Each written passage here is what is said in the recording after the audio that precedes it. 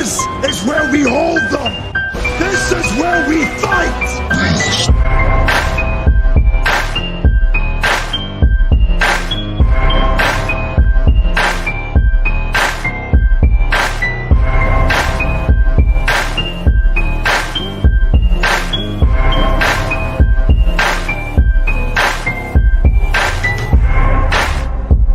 You are now listening to Sweep the Rack podcast featuring Brooklyn Rob and Big Mike.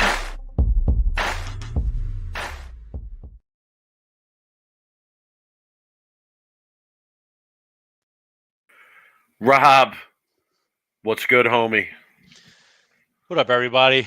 Big shouts first off. I want to start the show. Big shouts to my guy, John Diesel, Forest Lanes, sending me the gear. Yo, the fresh gear from Forest Lanes. If you don't know Forest Lanes, give a shameless plug. Southern California, Lake Forest, California. My guy runs sport tournaments on a weekly basis, runs hard shots. He's a bowler. He runs that center. He knows what he's doing.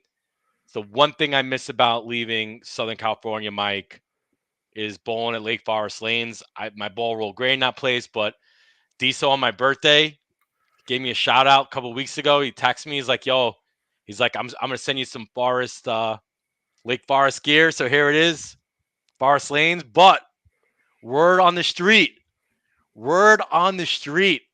Sweep the Rack gear is almost here, Mike. I have Mike getting a shirt sent. It's already been sent. I have a shirt that's coming. Once we know the quality of the shirt, the printing is to Sweep the Rack level.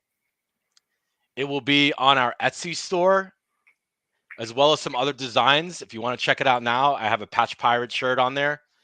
Rosin bags you could buy, all of it. I will send the link out, but I have to make sure that our shirts are to my expectations, Mike. Anyway, No doubt, that's how no it doubt. started. Listen, the people have been asking for a long time.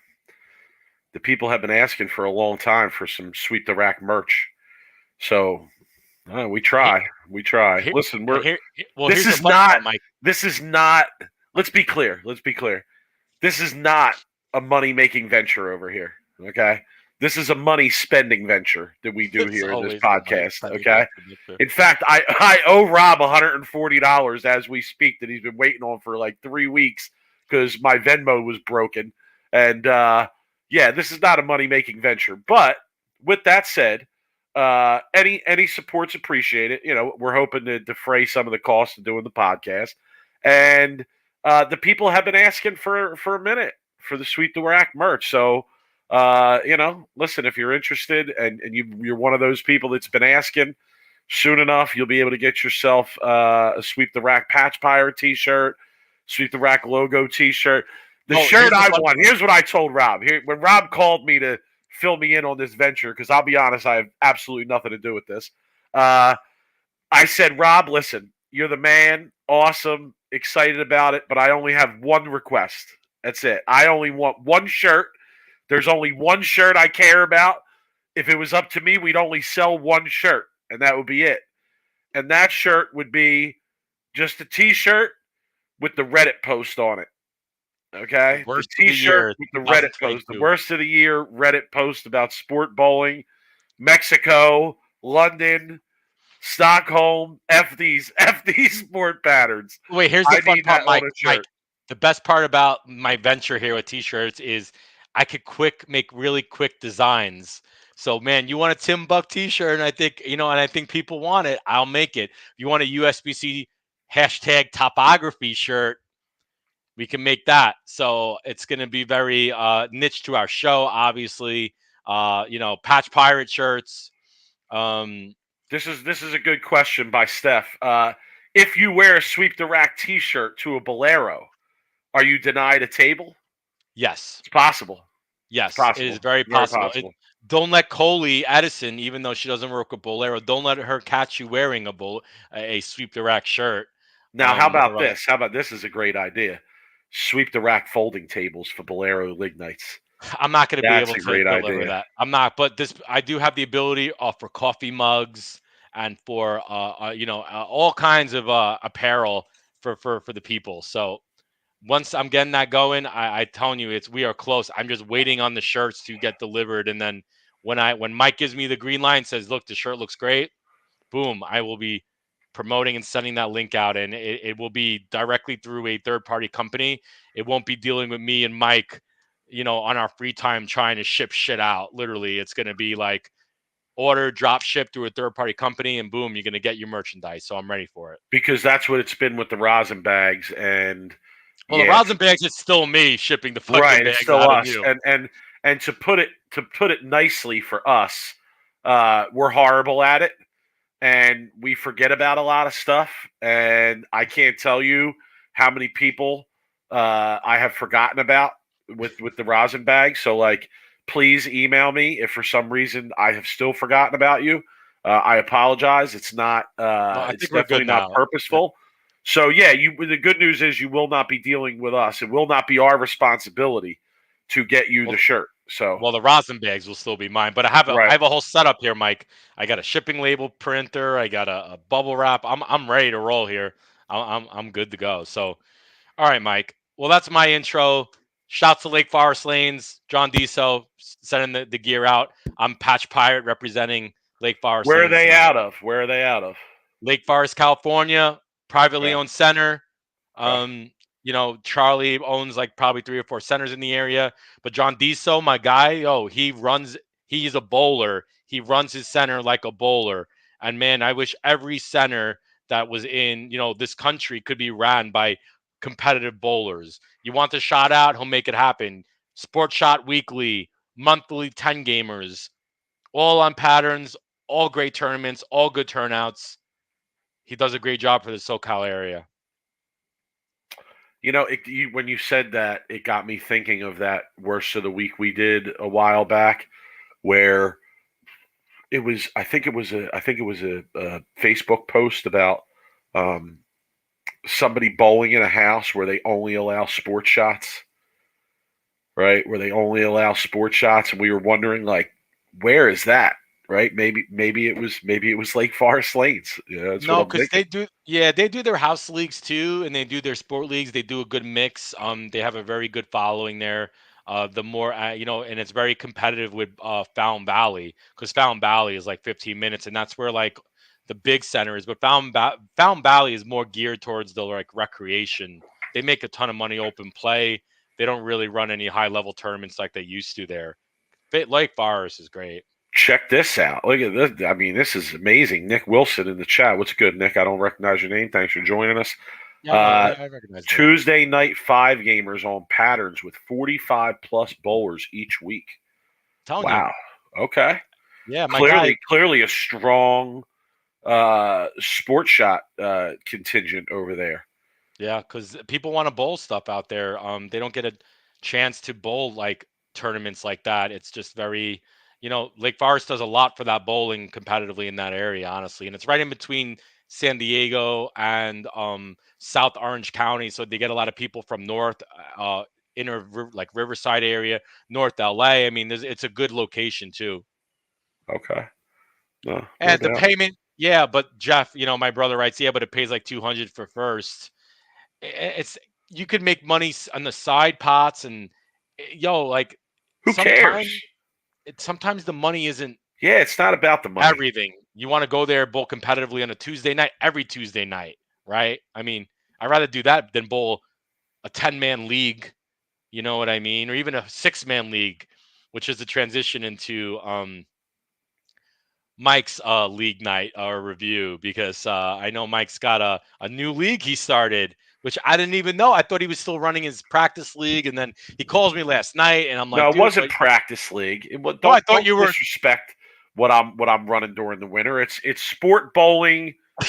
It's sport bowling. Pill doubles pot games. That's what it is. Yeah, that's the official title. Sport bowling pill doubles pot games, not practice league. So yes, that ended. We did 3 9-week sessions throughout the year. Okay. I raffled off an Ocean Vibe.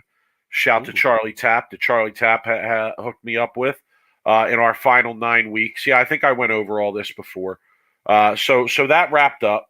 We were done with that, and it's always tough for me to choose a summer league.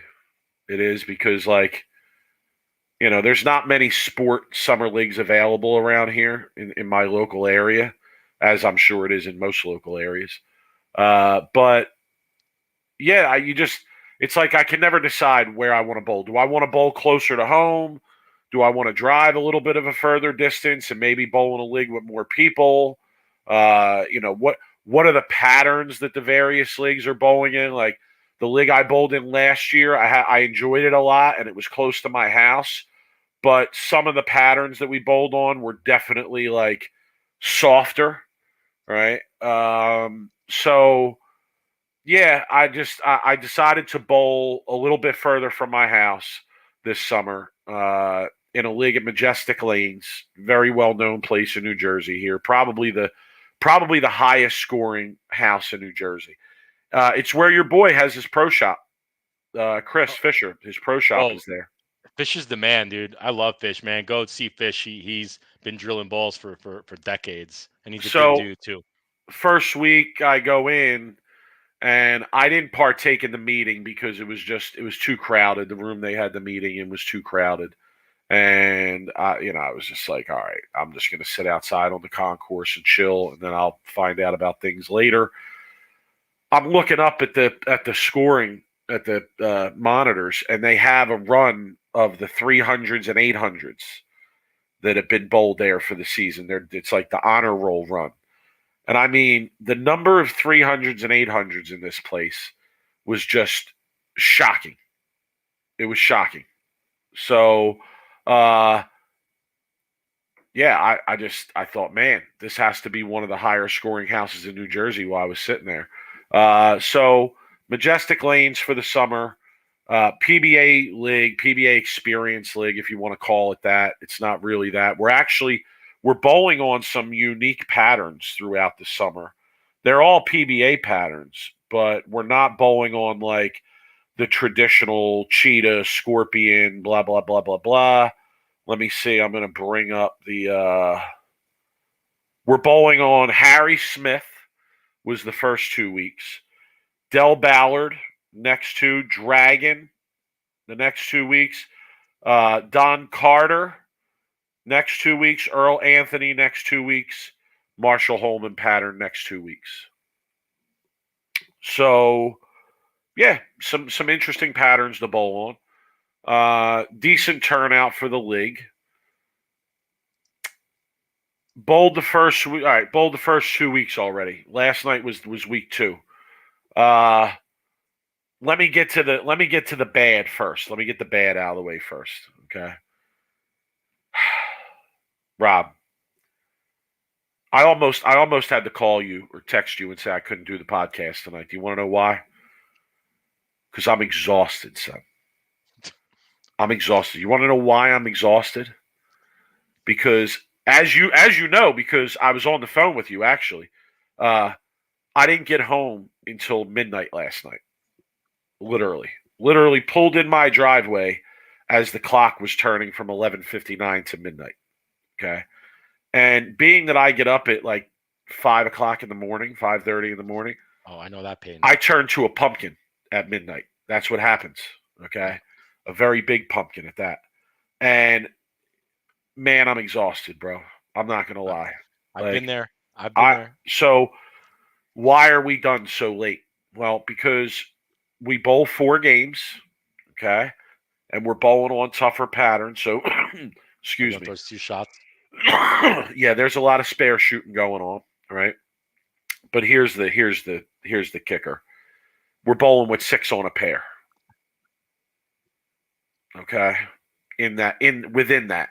I don't feel bad for you. I don't feel bad for you. No, I don't either. I mean, I did 10 on a pair. I did 10 on a pair. Yeah, but hold on. But 10 on a pair, when people are striking. Who's striking? Nobody in our league is striking. No, come on. Not as much. I mean, I agree. Like there was more strikes, but 6 on a pair. What time does it start again? 7:45. Oh, that's the kicker right there. If it started at 6:30, now you're out of there by like 9 o'clock, right? 7:45. You didn't get out of the bowling alley until like 11:30, right? 11:30.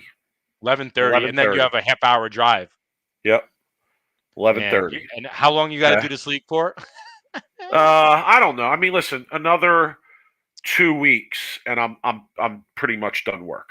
So that's summer. Okay. So that's I forgot that's why. Teachers kill me. That's why I'm not. It's whatever. I mean, I gotta do it for a few weeks and make it work for a few weeks, but after that, it's fine, right? And Nico asked him, "What are they doing? Taking an hour and a half a game?" It was Nico. Honestly, it was about 45 to 50 minutes per game last night.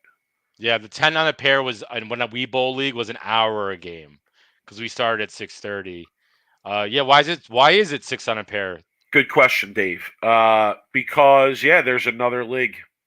There's a mixed league. They crammed you in. Yeah, the bowls at the same time. Yep. The Mamma Mia League. Mamma Mia and Grandpa Joe and some of the Patch Pirates shooting major scores are there. Are they announcing the scores? When you guys are averaging 180, are they announcing at 300? Honestly, I haven't been paying attention. Those are the best. You bowl like 5:30, and then someone, congratulations to so and so, bowled 8:30, and you're like, kiss my ass. Yeah.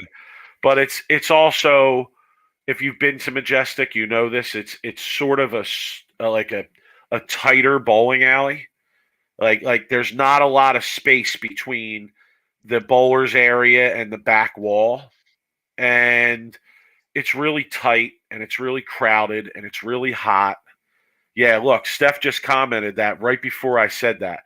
He said it's brutal and hot as hell, and it has been really warm in there the first 2 weeks. Now they have the Bolero Center, right? It's a Bolero. No, it's privately owned.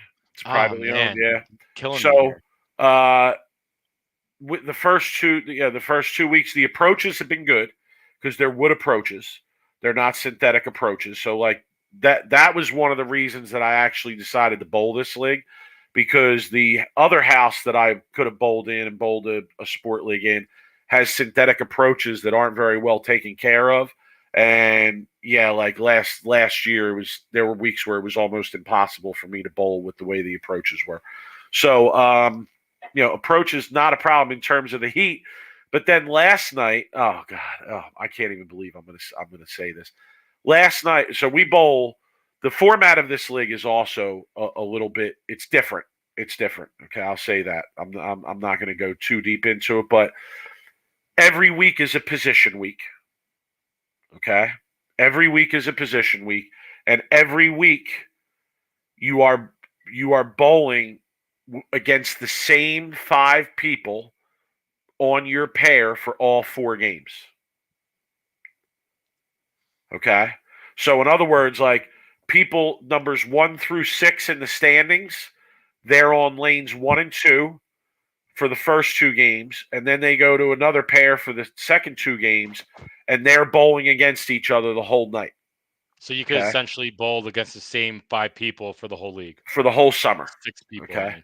Yes. You see, 5 people, you and 5 see, people. you're a smart bowler, bro. I don't have to say anything to you. You get it. You get it, right? So you bowl against the same 5 people all night, and basically what it is like a ranking. So you bowl a game, right? High score for that game on that pair gets 5 points.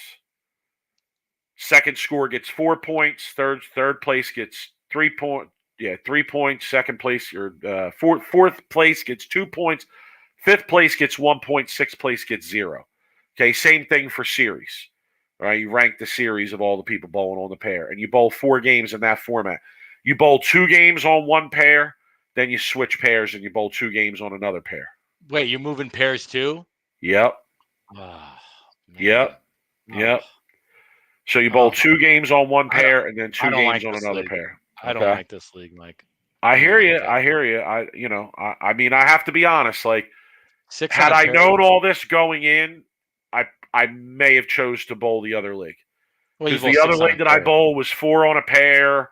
It was 4 games, but actually it was 5 games. Yeah, but it was 4 on a pair. It was quick. Yeah, it was like real fast. We were done. I was done with plenty of time to practice afterwards if I wanted and everything.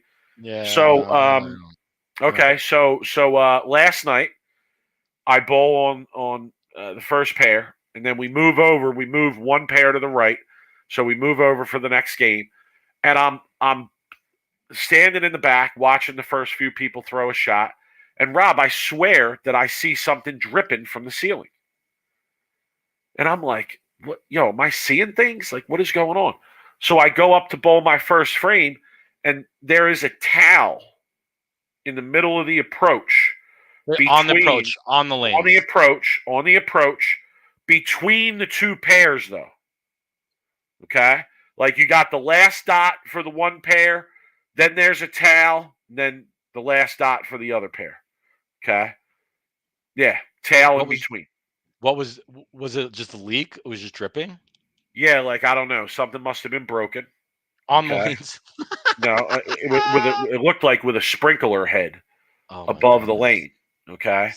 And what a shit show. Yeah, we were bowling. So then the towel in between the lanes gets soaked, right? Because I guess it had been there for a while. So it gets like completely soaked. And now like water starts kind of seeping out of the towel onto the approach. And it's not really absorbing the drops of water anymore. They're just splattering when they hit the towel. Good Lord. So for the last, I'd say 3 frames on the right-hand lane, there was just water from the dots by the ball return all the way back. It was pretty much just covered with water splatter. So like my last 2 frames on that lane, I went up on the left lane, got my ball, walked around the ball return, okay, to get to the right lane, only went in front of the ball return, took 2 steps and threw the shot. And that was it. Because I just didn't want to get water on my shoe. I didn't want to have to deal with it. I was just like, all right, whatever.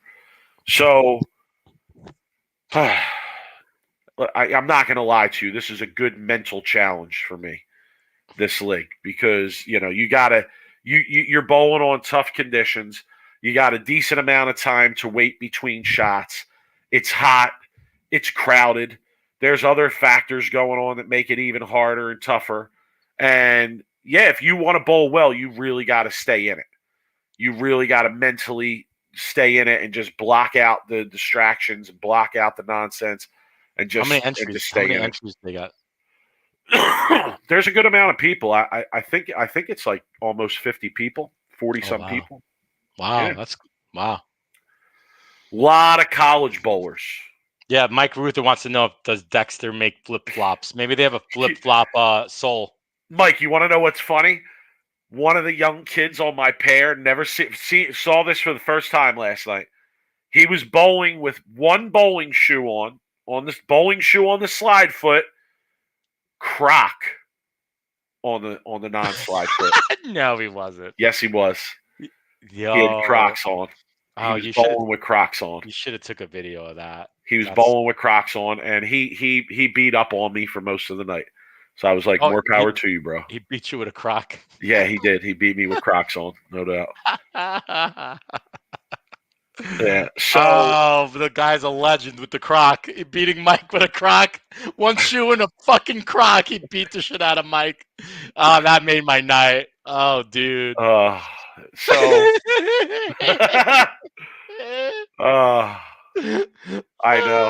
know.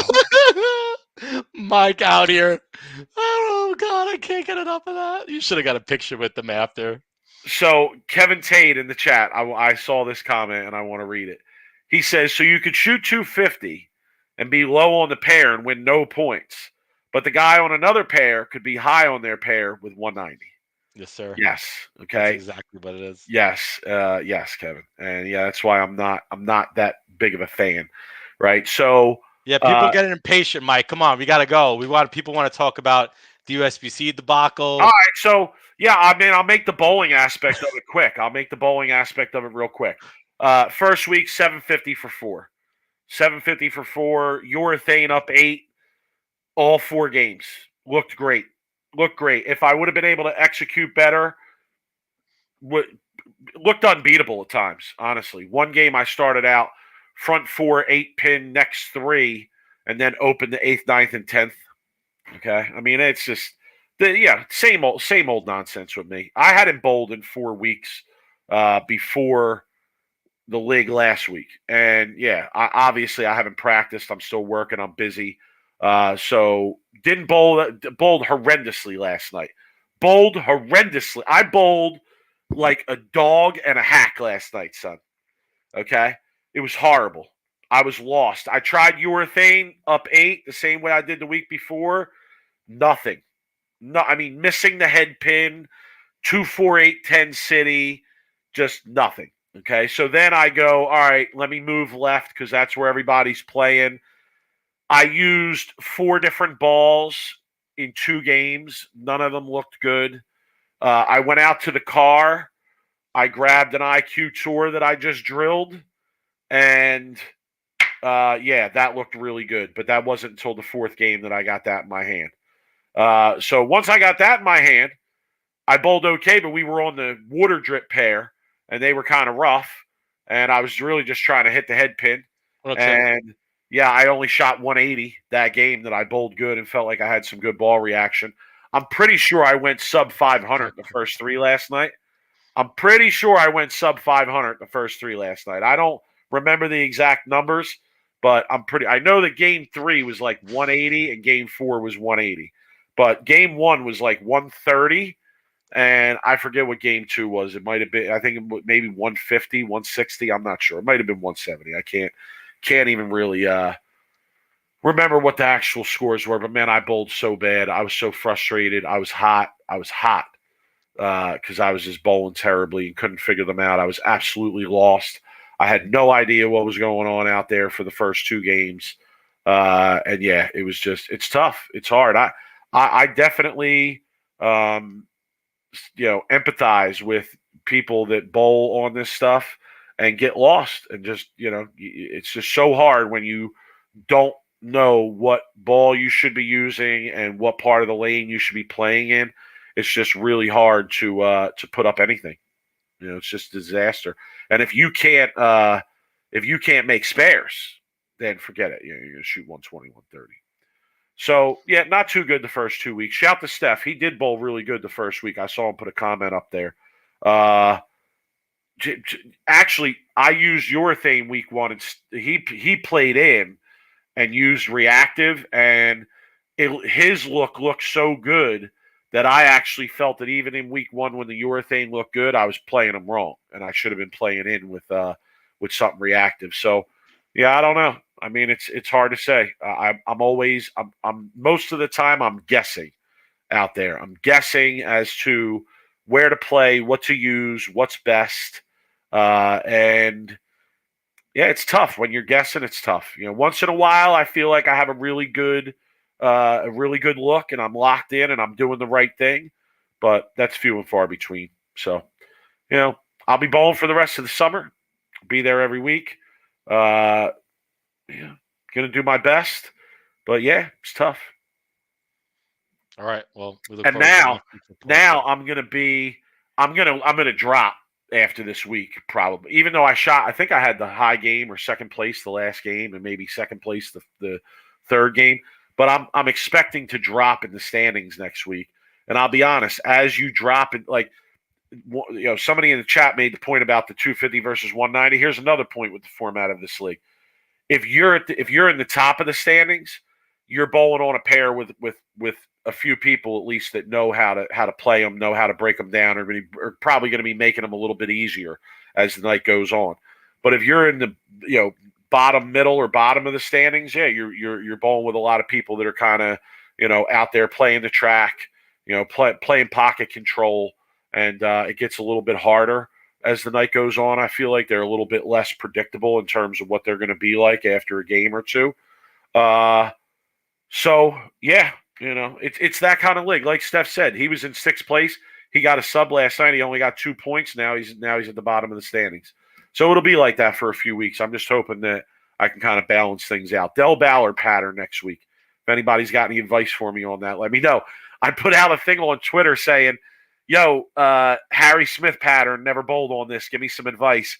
And of course, Ronnie Russell comes on Twitter and tweets at me and says, urethane up 8, Hoss.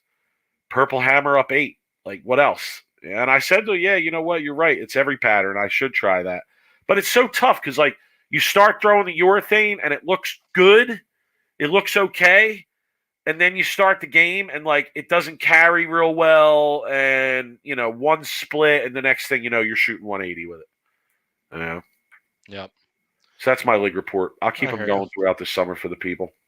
All right. We appreciate it. But we got some bowling talk here to get to because USBC's fucking shit up again. So here's what happens today, okay? I'm working from home on Thursdays and I'm sitting around and I'm, doing my thing, whatever. And then all of a sudden I look and I see Kevin Abear, I think I said that right this time, tweets me or Facebooks me. He's like, yo, like there's a problem with one of the lanes in the PWBA Michigan tournament. And I'm like, oh shit, here we go. So I literally put on the Bull TV. I'm like scrambling, trying to get on login. And Rob runs to the drama. He runs to the drama. Ooh, I was like that Forrest Drops Gump. Everything he's doing. I was like that Forrest Gump gif that he's running, I literally log on and I was hammering them. And I'll John talk a little Stevenson saying that Rob was fired up in the Bull TV chat today. Yeah, I will talk about like the announcers. Emil's good, but the other guy I wanted to strangle. Anyway, so I'm literally watching, and then all of a sudden the pair in question was 31 and 32. And what is streaming midstream, right, is 31 and 32, right? This isn't a question of catching video. Like we are watching this live, right? All of a sudden, I'm on game 5, and you could tell the girls by now, I caught it at game 4, or probably they're adjusting to it, right? A lot of ladies on the left are throwing plastic balls. I caught Gigi Mason's game. She was throwing plastic on the left lane. Same exact bullshit that the Queens, it was very similar, right? Okay. Game 5. A lefty comes on, right? And the announcer says, Emil, they weren't hiding it, the fact that the pair was different. They were addressing it. Emil was doing what he could to be good. The other announcer was just completely like, well, the bowlers just need to adjust and this kind of shit. And I was like, oh my, I was starting to get really angry. I'm like, man, I got to work right now. Who was it? Jason Thomas? Yeah, JT. I don't know what JT's, what he's saying. Okay, yeah, Jason Thomas. Anyway, yeah. So back to my original point. The lefty gets up on 31. She throws it on 10, performance ball. She misses the head pin right on 31, okay? The look on her face, she looked like she saw a ghost.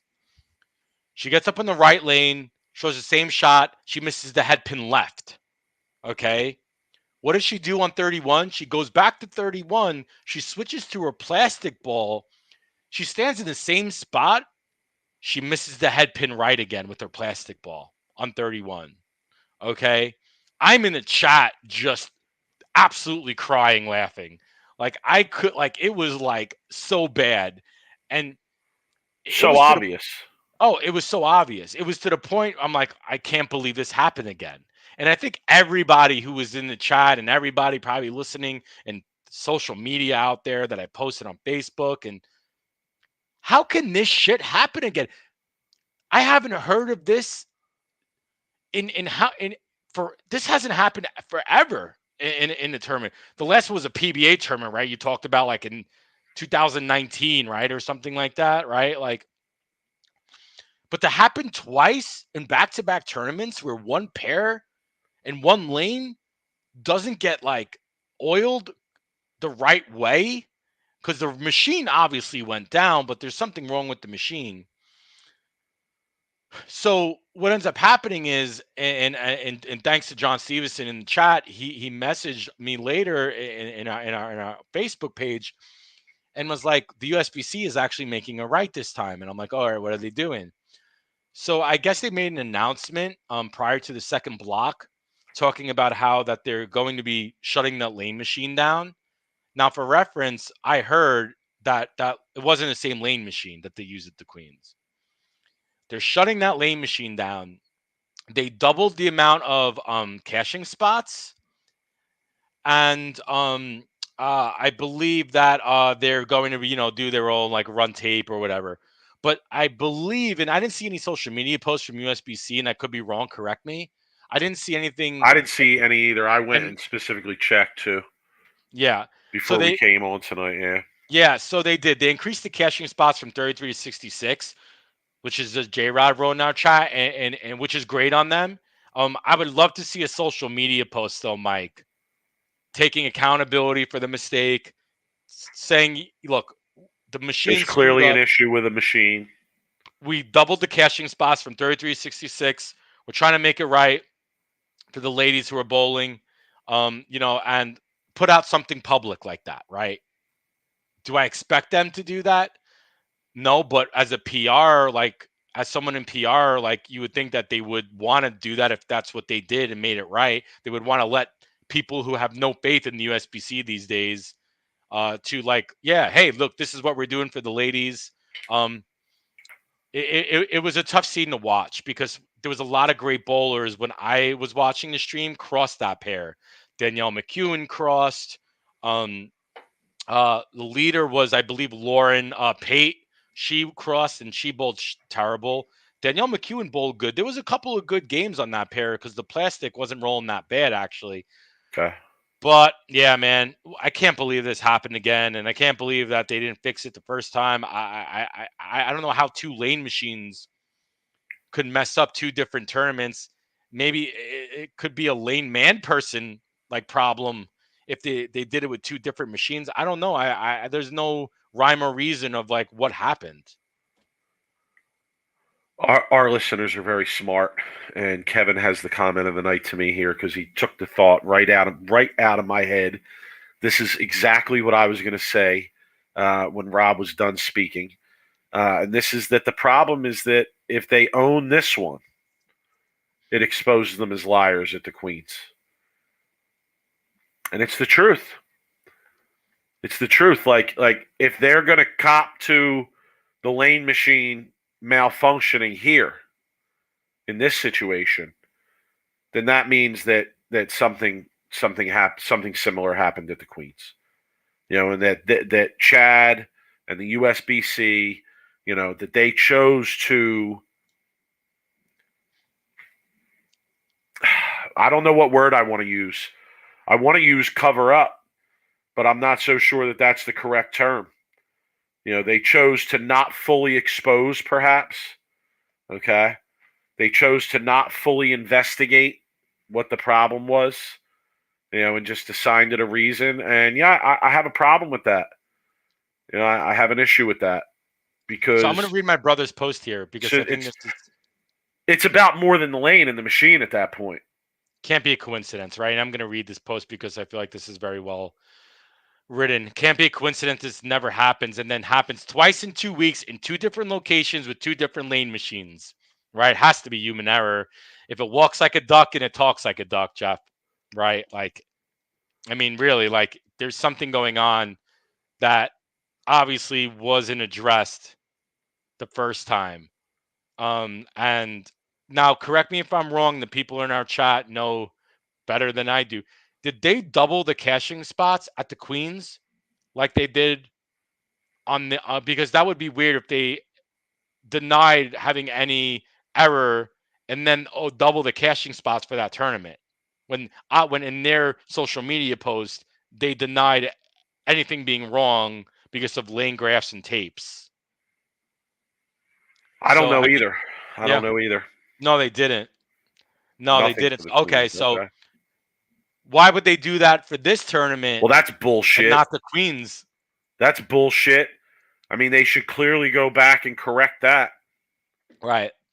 They should clearly go back and pay double the amount of cashers at the Queens. They should. What a shit give those people their money. What a disaster for the USBC. Well, listen, but let's be clear here. The disaster isn't so much in something being wrong with the lanes. Things happen. Machines malfunction. Twice in two tournaments? I understand, but hold on. Hear my point. Machines malfunction, right? Where the real problem is here, where the true issue is here, is how they dealt with it. That's where the issue is. Like if they would have dealt with it this way at the Queens, I don't think too many people would have had an issue. I don't think too many people would have had too much to say. I probably would have came on and given them credit and said, hey, they doubled the amount of cashing spots. Like, what else do you want them to do? You know, Okay. if you couldn't cash by hitting one bad pair where they doubled the amount of cashing spots, then that's on you. Okay?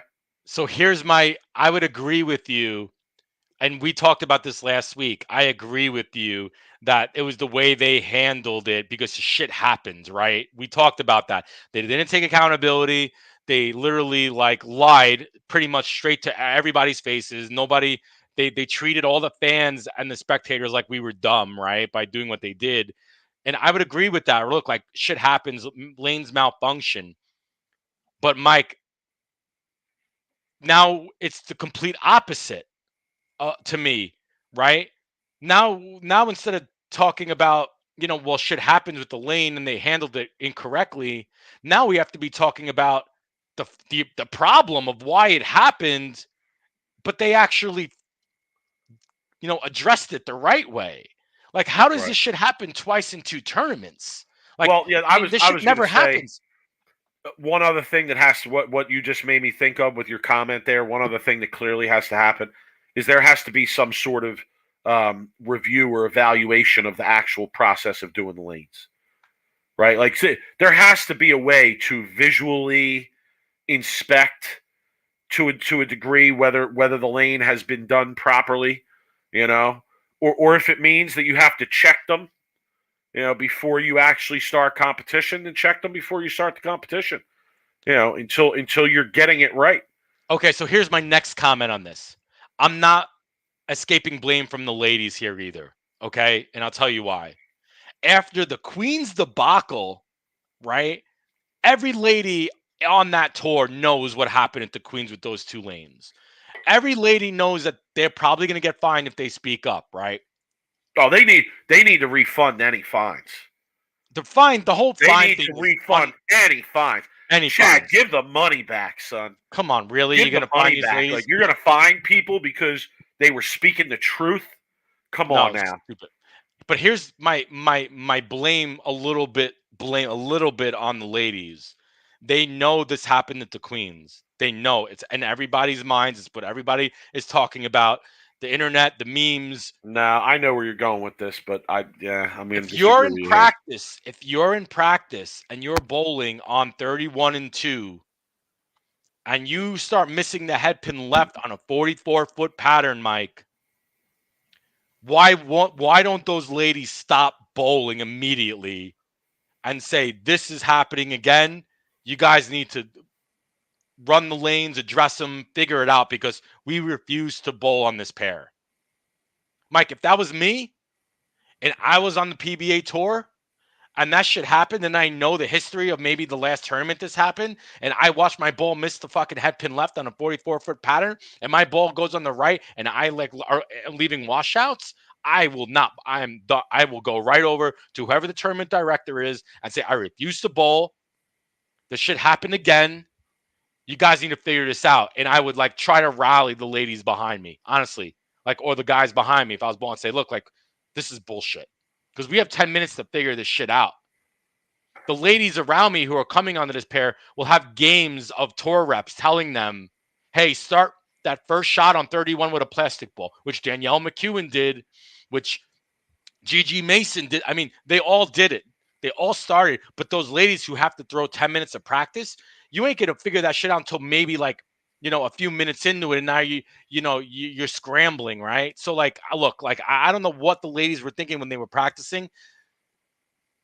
Just a little bit of venting for me there, I guess. Yeah, I agree with it. I agree with Kevin. I don't blame the ladies at all. If they speak up, they're going to get fined. They'd rather hold their tongues, which sucks. That was his comment. I agree, but I don't care about the money. What do you expect them to do? Risk their participation in the tournament overall, or in future tournaments, just to take a stand on one lane? I know. It's honestly, it's not worth it. I disagree with you. It's not worth it. Kevin also with a good point here. extra cash spots are nice, but bowling is a game where every pin matters. Games bowled on that lane can cost someone the show. Lauren Pate was leading at one point, shot 185 on it the last game. I agree, man. I agree. I think that in terms of doubling the cash spots, at least they're making an effort to make sure that nobody, nobody gets How many totally entries were there? Did everyone totally cash? shut out from everyone hitting that cash? pair, right? Did everybody cash? How many entries were there? Yeah, I'm not sure. So, listen, but I'm going to say again, like, if any fines were levied at the Queens or any fines were levied at this tournament in Michigan, Chad needs to rescind those fines. If he doesn't rescind those fines, then that's really some bully shit, honestly. Because basically, what you're doing is you're fining people for speaking out. What many of us see as the truth. So, do the right thing, man. But interesting. Listen, no one has a problem with a machine malfunctioning, right? Like that, it happens. It happens. This is technology. It happens, right? But how you deal with it is a different, is a different issue. I could understand the other side of not speaking up either. I understand that. I guess coming from where I come from in New York and Brooklyn, like we speak up about shit like this, and we don't give a shit about the fines. We don't care about not bowling the tournament. I mean, we're so like passionate about being treated unfairly, like where I came from, that there's a part of me that would have just fought the good fight and said, fuck it, I'm not bowling. And I'm going to be the one that's going to, fight. You know what I mean? But yeah, and then you're only hurting yourself in the long run there, right? Mike in the chat says they can't even post a video of themselves using a plastic ball without being fined. Gigi Mason said she admitted that she was fined $250 on a video post she made. That needs to be rescinded. That Rob, you want to know what we should do? If Chad's not going to rescind the fines, I'm not rescinding fines. If Chad doesn't rescind the fines, we ought to raise the money amongst our listeners to rescind the fines ourselves. You want to start a GoFundMe for the for the ladies? We should start a fund to rescind the fines for the people that were fined at the Queens and at this event. How do we find out how many women were fined? I don't know. We can find out, though. We can find out. No question. Maybe we'll text Chad and see if because this is nonsense. This is nonsense. Maybe Chad will tell us. No. It's just not right. That's not right. So yeah. Anyway, it's hopefully they get the things with the machine rectified. I just want to see good, solid, well executed competition.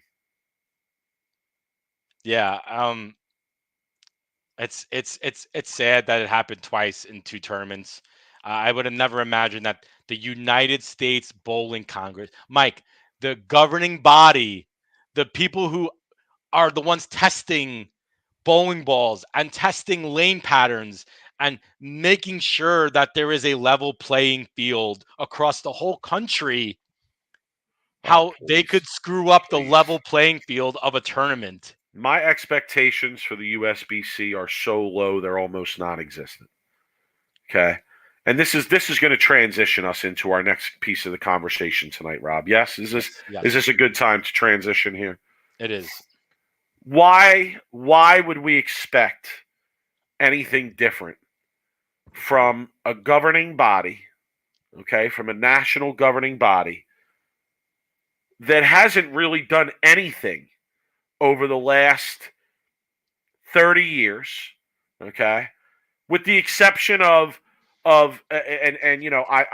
talked a lot about this in my article on 11thframe.com if you want to look at the history of it, but with the creation of a separate division of sport bowling, okay, all right, with a separate division of sport bowling, that's pretty much all they've done over the last 20 years, 30 years to protect the real integrity and the real the real value of the sport.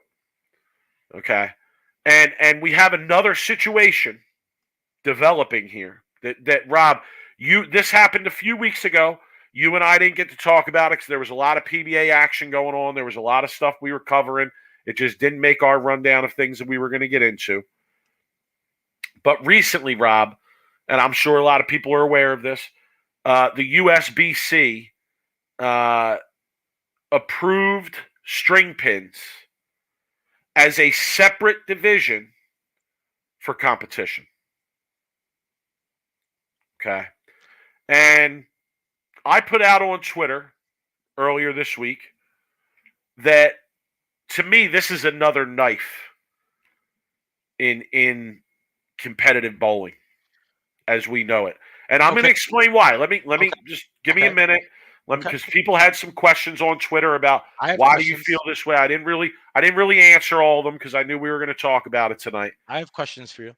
So my issue with it is this, okay? They approved string pins as a separate division for competition because their reasoning was that the string pin averages that they have documented are somewhat lower than free fall averages, okay? And we've talked about this on the show. You bowl at B3 where they have string pins, and you've been very clear that that string pin environment will create a little bit of a lower score. It will. It's about 7 to 9 pin average differential. Yeah, I believe that's what they put out in the news release. Yeah. Mm-hmm. So so separate division. So like you can compete in a string pin environment and it can be sanctioned, but only as a string pin environment. Almost similar to sport bowling. Okay. Almost similar to sport bowling. Easy comparison. Okay. Like sport. Now here's my issue with this. Okay. Right? What it really does, I think what some people aren't seeing is even though they're saying, well, we're only sanctioning it as a separate division, okay? What it really allows is it opens the floodgates for string pins to take over. And for centers, large centers, to make the change over to string pins and be able to say, hey, we're still a sanctioned center. You know, nothing changed in terms of our sanctioning. Okay. Now that wouldn't be 100% true, but do we really think that the average bowler knows that? Okay. I don't believe that the average bowler is really going to investigate whether they're in a regular division or a string pin division. Okay. So to me, it really opens the floodgates here for this to happen. And it's not that big of an issue right now because there aren't a lot of string pin centers out there. But now that this has been approved and this has been allowed, I'll ask it as a question. Where are we going to be at in 10 years? Okay. I want to say something very clear here, and I want everybody to understand this. Competitive bowling is a little side tournament in the aspect of bowling as a whole, which is a recreation sport. Competitive bowling is a little drop in the bucket. We're living in a recreation bowling world. When people understand that, we are piggybacking off of recreation bowling. If it wasn't for recreation bowling, glow bowling, birthday parties, open bowling, competitive bowling wouldn't exist. Okay, so we need to get that straight because the bowling alleys wouldn't stay open. There is just not enough competitive bowlers to keep money in the pockets of the proprietors. Okay, and I've said this years when we talked about string pins. I think we can go back to even last year. When I found out through B3, when they told me that string pin centers will cut down their overhead expenses by almost 50% in electricity, in lane maintenance, in having someone fix the machines, I knew that was going to be the future of bowling in 5 to 10 years because centers like Bolero that have the money to put up that kind of money to change their centers to string pins, but ultimately within a 15, 20-year span, it's going to save them, 10 times what it would be if they had free fall. It's just a matter of time, people. And I've said this and I've yelled it for months, if years, that bowling will be 100% string pins within the next 5 to 10 years. And by sanctioning it, let me go back to what I just said before. And by sanctioning it, the USBC is allowing that to happen. Yeah, they are literally opening up the doors and saying, "All right, go ahead." Well, what happens is, and I don't know the inner workings of USBC with the BPAA, but you would imagine that the BPAA, whoever's the president or whoever that is, would get all the BPA owners together, and they would put a lot of pressure on the USBC to get string pins sanctioned, because they know how much money they could save them in overhead, and that they need to get this. They don't want to lose the competitive side of it either, right? They don't want to lose that drop in the bucket too, because that's also money. The league bowling, right? Tournaments, they make money on that too. Don't get me wrong. They don't want to lose that side of it either. They want to have their cake and eat it too. Obviously, as business owners, they got to be putting pressure on the USBC to get these things sanctioned, so we could start installing them, so we could start saving money. Yeah. So it starts out as, oh, it's going to be sanctioned as a separate division. But 5 years from now, we could be looking at a situation where there's more sanctioned string pin bowlers than there are free fall bowlers. Yeah. So how long? This is a great question. Question. Scott Fairley. Sorry if I said his name wrong. Fairley Senior, always in the chat. Love to see it.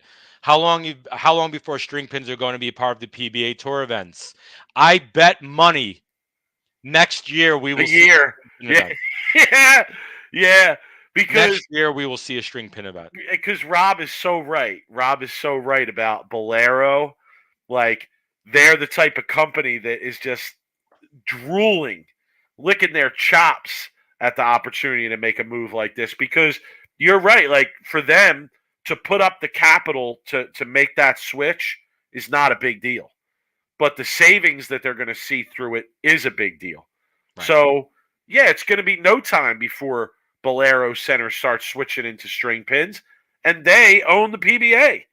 So what do you think? Like, they're gonna have the PBA tell them, "Oh no, we don't want to bowl in these centers because they have string pins." They're gonna tell them too bad. So my question to you, though, in this whole topic is, I'm kind of surprised that you're actually against it. You're right, Jimmy. All right. Jimmy in the chat asks, if you won't need maintenance guys in the back for string pins, who will shit in all the empty ball boxes in the back? That's a good question. Penny will have to get a string on his back. Penny's going to have to fill those boxes, bro. So, okay, so to kind of wrap this up, because we got some other stuff we want to talk about, my question to you would be I'm a little bit surprised that you're so against string pins, because string pins do lower the scores. It does take away from a lot of the, stuff that you don't like about the game. The high scoring, the messengers for the power players for the easy, like 300s. It'll lower the honor scores. It'll lower the scores and the averages. So my question to you is, like, as somebody who is such a, who's so passionate about the sport game and always says the scores are too high, why would you be against string pins when they lower the scores? Just because, to me, it's not the traditional game. You're a traditionalist. I am a traditionalist. If you want to call me that, I'm okay with it. But isn't it something that could be? I know you're a traditionalist, but the change, I know a lot of people are very uncomfortable with change, and they don't like change just because, change is scary and nobody knows what's going to happen. But as somebody who you talk about all the time about the game just going into easier, higher scores, honor scores, fraudulent game. Right. This could be a change that's beneficial for this, for that aspect that you always talk about. Well, number one, I don't think that. Here's a great point. Pins, yeah, I know. Let me respond, and we'll get to that question. But I don't think that the change to string pins is going to be the answer in terms of increasing the skill needed to be successful. In fact, I think it's really more likely to just create another excuse for bowlers to use of why they didn't bowl good or why they didn't shoot that 300 or why they didn't shoot that 800. Oh, the damn string pins. Oh, if it wasn't string pins, that messenger would have hit in the 5th frame and I would have shot Yeah, 300. but it's like that in every sport. Everybody has an I don't know excuse for about that. everything. I don't Go know to a about golf that. course. Go hit a round of 18 with random guys, and you'll hear the same bullshit excuses why they didn't, hit an 80 or So yeah, I 70. don't know. To me, the way to control the scoring is to make them tougher, make them more demanding, make Yeah, I the don't want to bowler get into throw a that. better shot. But all right, I don't want to get into. bring up your brother's comment. Will lineage be lowered if it's gonna No, cause? Hell no. come on, son. Hell He no. knows that. He's asking rhetorical questions out here. Chicken son. tenders are staying up, my friend. That's where we're at, and the chicken tenders are even going to probably get higher. Theo writes in the chat, Bolero will probably add a string pin tax. I mean, I'm not going to disagree with that. I'm not going to disagree with that. String pins. It's going to be interesting to see how that pans out because there might be one bowling center left in like the area that's a free falling pin like bowling center, and people are going to be like, "Oh, we got to bowl at the free bowling center," what team are you on? Are you team string pin or are you team free bowling pins? Wow, check out this comment from David Tolson. A salesperson I know told me it's an unbelievable product. After 32 years of working for Cubica AMF, it's the best thing I've ever sold. I'm telling you. Man. And that's just my conversations with Mike Calderon and Brandy at B3. Their whole performance center is string pins. They have different length. They have different lengths of strings and different ounce pins on their pairs to see which one they mess around with it a lot. But Wesley Lowe and Cortez Shank practice notoriously always on the string pins, and they always tell me how much better their ball looks going through the pins when they bowl on free falling pins. So essentially, it's like those baseball hitters that are swinging the bat in the pool, and then when they get in the regular like game, their bat speed is way higher because they've been swinging the bat in the pool. It's very similar to that. Like you have to be really spot on with your reactions to throw a big game in string pins. You really do. Well, listen, that's going to be another step towards death of competitive bowling, because at this point, anything that makes the scores go down for the house bowler, the regular league bowler, could be. People are going to leave. People are going to leave. Maybe. Unless if they do make it cheaper. All right, Mike. What's next on the agenda? What do we got? The USBC Queens show, real quick. Talk about that. Yeah. I mean, our schedule just didn't work out in terms of doing a full review, and it was 2 weeks ago, so it seems a little distant at this point. But yeah, go ahead, give us the rundown. Yeah, so it was a pretty good show. I enjoyed it. It was a very hard show, hard shot, hard pattern. It shows how great these women are, their execution, the movements, the adjustments. If you really, as a high competitive bowler, not a fan, watch the women bowling, I feel like you learn a lot more watching the women than you do the men, Mike, because their adjustments have to be, there has to be more accurate, their adjustments, because they're not power players, well, most of them aren't power players. They're very finesse and shot makers. And their ball reaction is very important when you're a shot maker. Their adjustments and how they play the lanes and how they move. I can get into all the strategy and how great it is watching a women's show. But to me, I on that aspect of it, I like watching the women a lot more than the men on the high competitive bowler. As a fan and an entertainment purpose, the women are always a little bit lackluster, to be honest with you. As an entertainment purpose and as storylines and emotions, there's that a little bit, but it's still, to me, when I watch women bowling, I put on more of my competitive bowling hat than I do my entertainment hat. Does that make sense? Okay, first match, Dasha Kovalova lost to Corinne Akhoff. Arizona representing, good friends with her husband Derek. It was a good match. I didn't really get a chance to watch it. I'll be honest with you. I watched the end of it. I didn't get home to work until like 4:30. I think it was on 4 o'clock.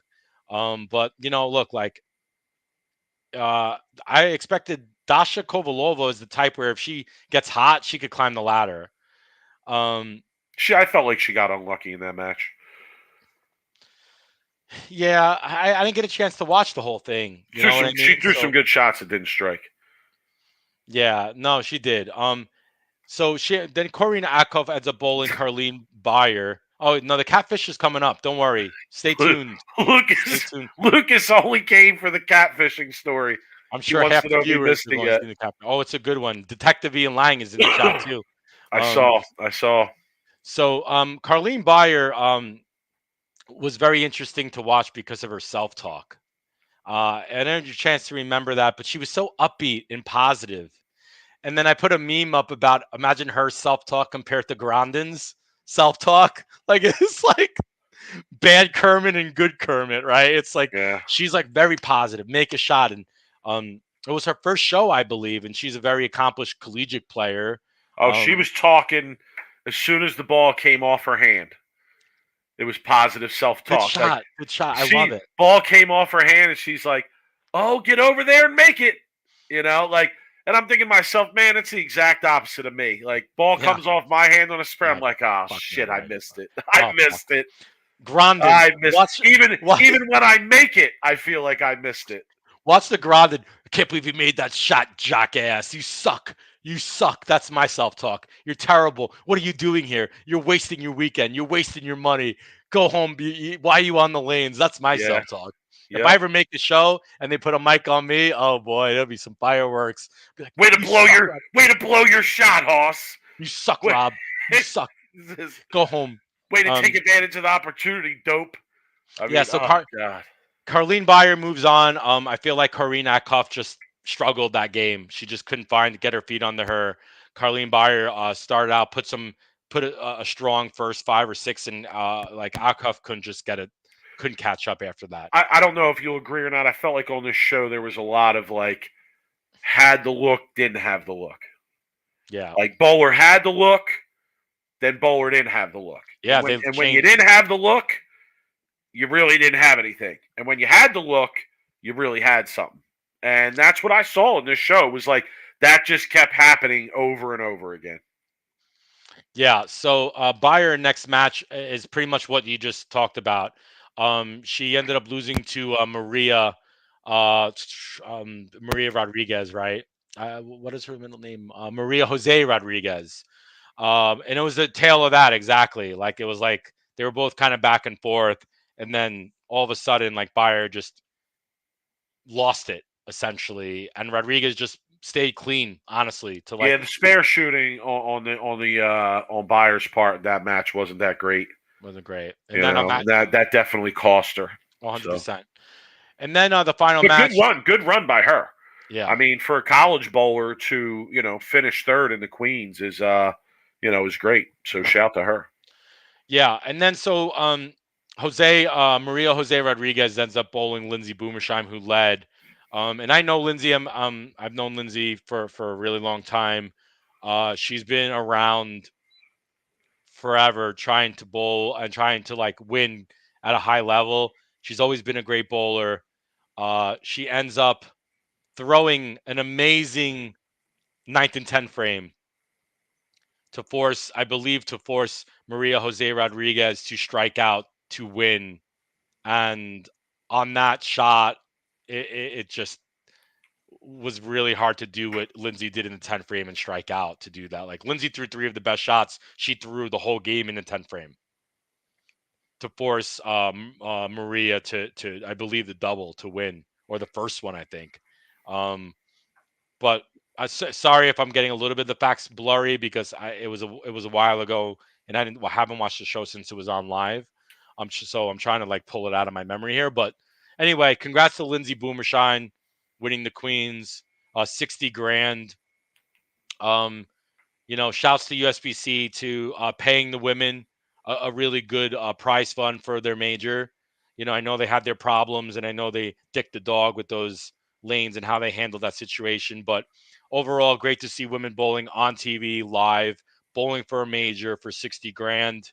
So I will give props to the USBC for, continuing to support the PWBA, honestly, and paying these women some decent money and having a really good tour, honestly. Yeah, no doubt. It's nice to see the ladies bowling for that kind of cash. And it was a good event. Yeah, it was, except for the whole shit show they had with the Good show. Good show, I should say. Good show. Not good event. show. Sorry, I misspoke. Good show. All right, Rob. Mike. Let's give the people what they want, son. Yes, sir. Let's do it. Oh, hold on. All right. I got to give a shout to Nico. Give a shout to Nico real quick because Nico did his own rundown, his own recap of the Queens tournament. So I'm going to give Nico's recap to the people, okay? Ride with. He had Lindsay and Hank Boomershine. Not ride with. He went with Diana Zavjalova as she bowled 484 in the first round of the bracket and then battled back in the loser's bracket only to finish sixth. Oh, that's rough.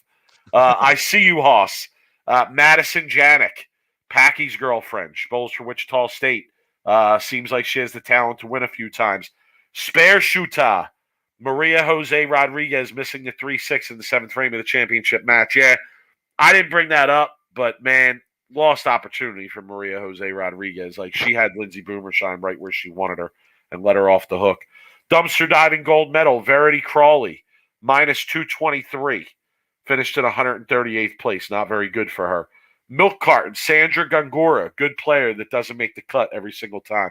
So that was Nico's rundown. I want to give a shout to Nico. I thought it was awesome how he put that out on Twitter the day after the tournament ended. So wanted to share that with all of you. I do got to bring something up though. There was a very actually interesting storyline that was something that I just remembered that Nico brought up. Maria is married to Nathan Bohr. Nathan Bohr was ball repping Bayer.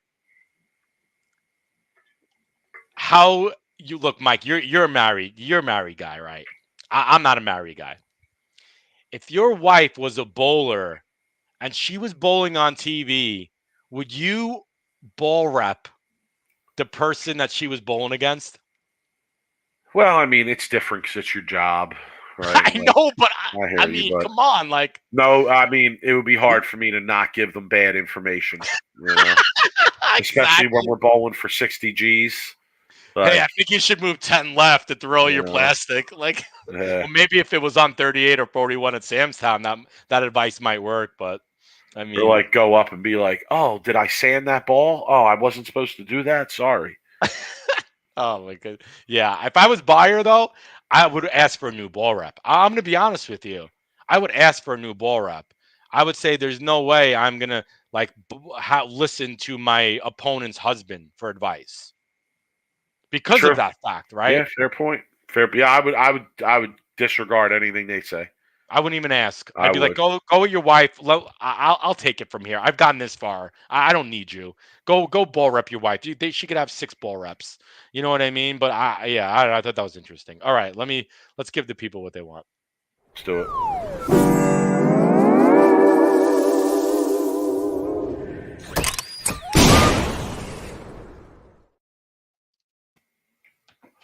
All right, I'll go first here.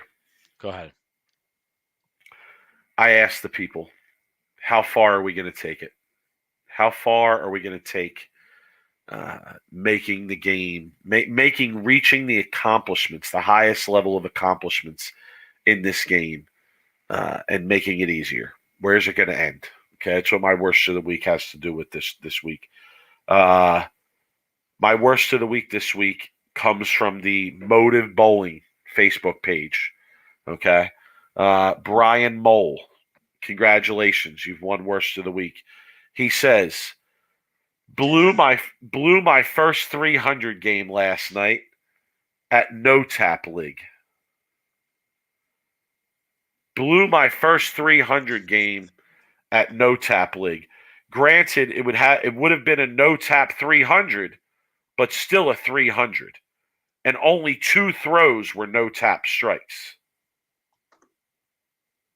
Well, that would make it a 268 Hoss, not a 300. Okay, Yeah, that's I mean, really, is it like we're gonna no tap 300? They're not. It's not. I don't know. I'm not even going there. Not even going there. All right, Mike. Now for what the people have been waiting all night for my worst of the week, which I posted on my Twitter that this was going to be a completely out of left field worst of the week.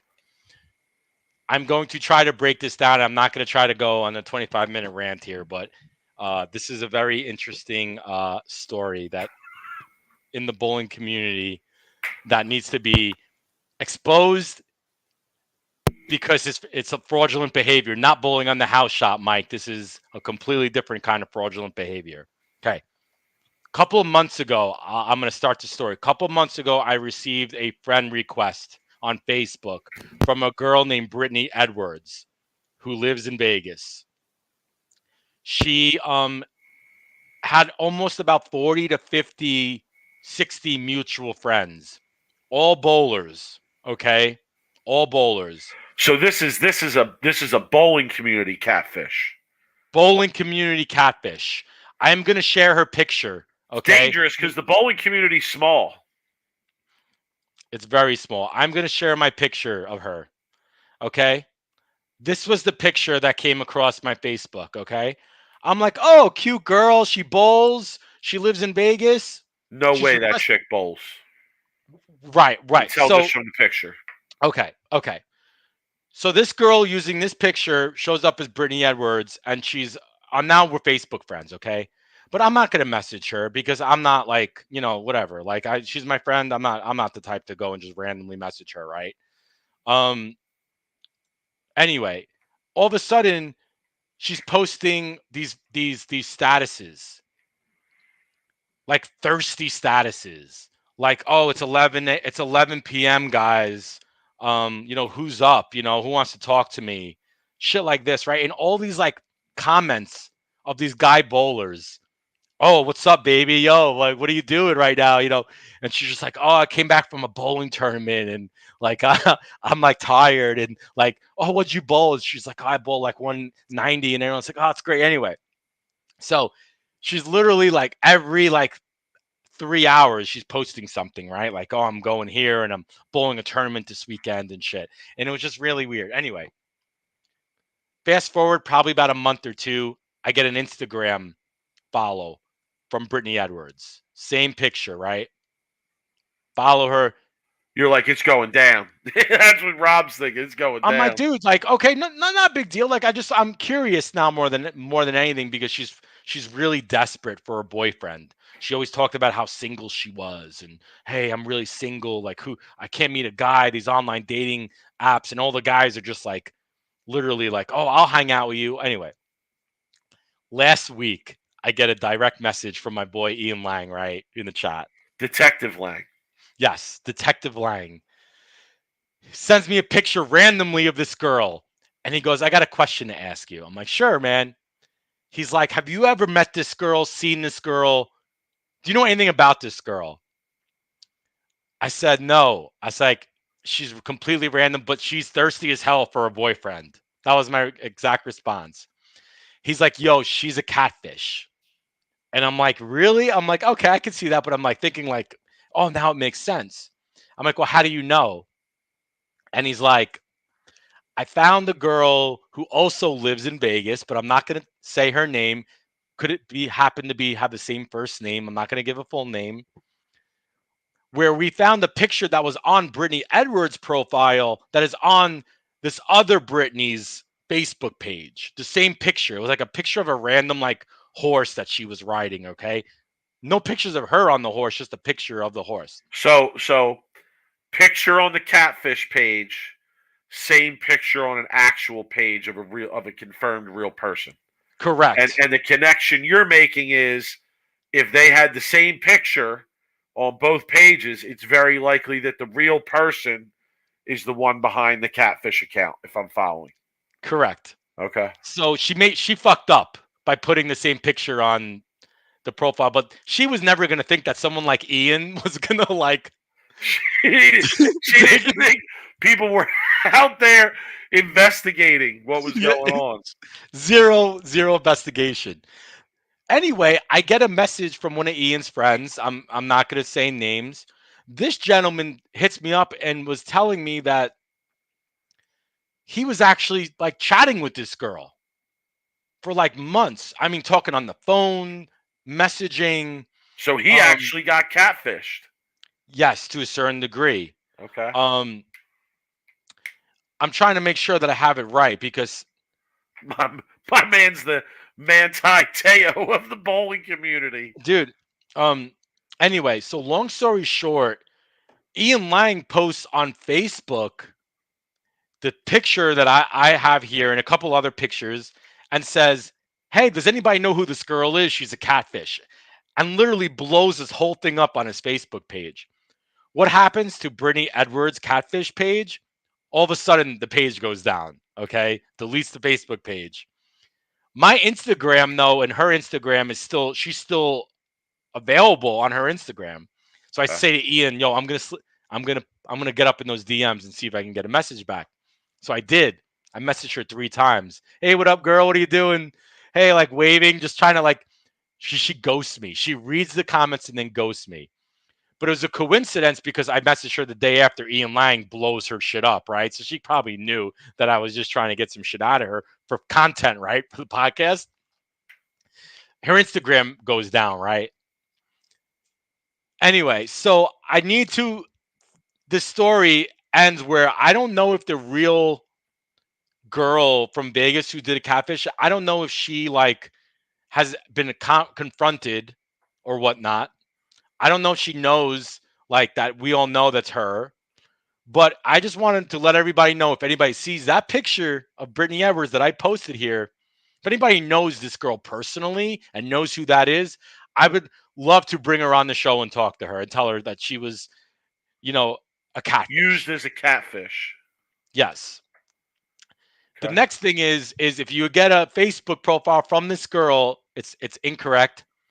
I know some reputable bowlers and people in the bowling industry were mutual friends with her. So I'm hoping that, they could be like, "Oh shit, I was getting catfished." I don't know how many other guys this girl was talking to, by the way. I wasn't talking to her. She was just a friend of mine. But I couldn't even imagine the guys that she was talking to. Anyway, long story short, I just needed, as a male single guy who's a bowler, I needed to expose the catfish bowling Brittany Edwards, who lives in Vegas. So there's my worst of the week, Mike. Okay. Interesting story.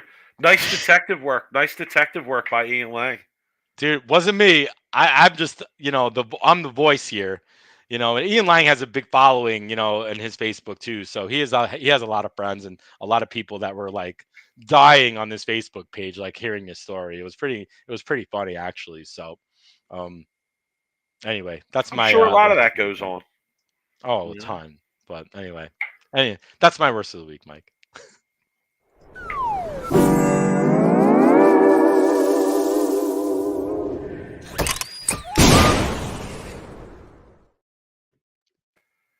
All right, Rob. We went into overtime for the people. We did. Let's wrap it up. Let's wrap it up by giving props to our boy. Yeah. I know, that was my final thought. Let's wrap it up by giving props to our boy and his people. Oh, Jeff Fair, Ken Abner. Because let's be honest, Bill was 4th out of 5 in series there, if I read the stats correctly. With a 695. So if anybody doesn't know what we're talking about, Bill's team at the U.S. At the Open Championships, I believe they bowled 35-80 something, which is the second highest team series in event history, and that event's been going on for decades. That is a huge number, and I'm gonna probably take a guess that nobody's gonna beat that score. Second highest series ever in the tournament. And Jeff Rickles put out an article today. It was an interesting article, arguing that perhaps this is the most impressive series in the tournament, although it's not the highest because of the percentage by which this team beat second place. versus the percentage that the previous the top series ever beat second place. And there's still some weeks to go in the tournament, so there's still some opportunity for people to get out there and try and take them down. Yeah, or to even close that gap from second place. But yeah, it was cool to see, man. It was cool to see. You know, I mean, it's like anytime the last few years that Bill has gone out to the national tournament, like I definitely always expect to see him do something. You know, whether it's bowl a big series or make a team run or whatever it is. And they haven't made that much noise out there in the years that Bill has been bowling since they allowed the PBA guys in it. So it was cool to see that. And shout to those guys. And obviously, you know, we're hoping that their score holds. Do you know how many years I bowled with Bill in the Open? He was actually my doubles partner for like 3 or 4 years. I don't think he never bowled good with me. I always thought I'd ride him to an eagle. Like, you know what I mean? Like 1 year Bill would bowl like 800 and then I would just bowl like 650 and like win an eagle. But for some reason, whenever we bowled doubles, I think I think I was just too much of a mental train wreck for him to bowl good. I think I just completely kiboshed his game. All those years at Saginaw Valley, I think he just had enough of me at that point. So, it was good to see Bill, though. Probably win an eagle. I think that'll be actually his first eagle, I think. I don't think they knocked out PJ's team, though. Oh, yeah, but there's a lot left. That's who the previous leader was. Did they bowl singles and doubles yet? Because I think they might be both tonight. They did. They took the all events lead. They did. Yeah, they bowled this morning. Oh, do we know what the single how they bowled in singles and doubles at least? Like Bill? I don't know. I didn't see anything like of that great significance, but I know that they took the team all events lead as well. Yeah. Dude, with a 35-80, it would have been probably a disappointment if they didn't take the all team. The Eagle Pirate. If there was anything I would love to be a pirate for, it would be an eagle, believe me. Anyway. All right, Mike. I think that's it for the people tonight, right? That's it. We'll be back next week. Everybody have a good week. See you next Thursday. See you guys.